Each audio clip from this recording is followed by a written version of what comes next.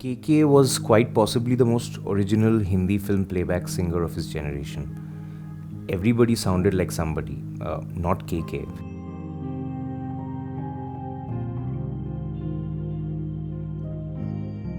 Among his contemporaries, Sonu Nigam has a bit of Rafi in him. The 90s kings, Kumar Sanu and Abhijit, with the exception of maybe Udit Narayan, were influenced by Kishore Kumar. But it was difficult to find traces of any other singer in KK. His voice was unique not because it was out there, like, say, the kind of smokiness that makes Mohit Chauhan's vocals distinct. Neither did he have a mannered style. It had the clear, guileless quality of water. Certainly, there were signatures. There were certain things he would do exceptionally well. How easily he would switch to a higher octave, for example. His ability to shoot straight and sharp was remarkable, hitting the upper reaches of the roof of the mouth with power and effortlessness and ease. KK was unique not because he had a God gifted texture, but because he sang right. He wasn't classically trained. You didn't have to be a musician or a critic to be able to appreciate his voice. Everyone dug KK. It felt direct, without much ornamentation.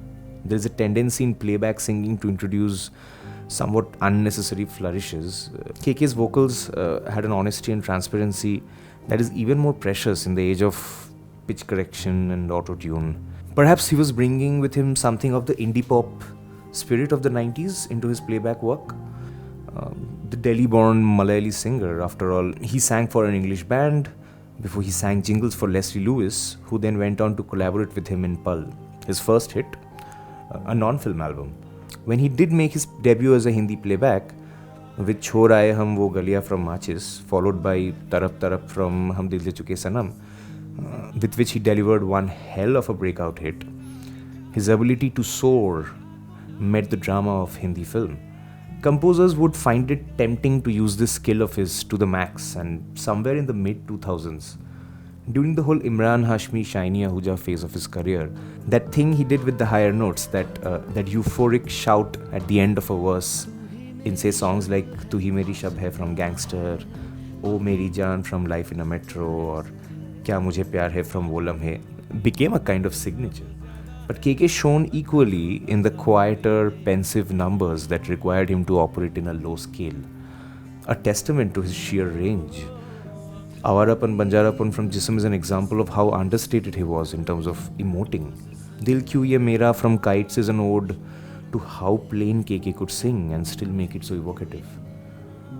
All this seems like retrospective appreciation. News of deaths of some of our favorite people, some of our favorite artists, have numbed us beyond belief over the last couple of years. In any case, it has been too much to process. With the singer's untimely demise, it really feels like a part of our growing up years has been snatched away cruelly. Why does KK's passing feel so personal? The outpouring of emotions on social media almost feels like never before expressed gratitude for what KK meant to us 90s kids. Something about him defined that time in our lives. Those last years in school and first years in college, he belonged there in that college fest arena. Yaro Dosti and all that. Listening to Pal isn't easy anymore, but it is the only way to cope. And Alvida is unbearable, but listening to it on loop is the only way to say goodbye to a singer we didn't quite celebrate the way we should have when he was still around.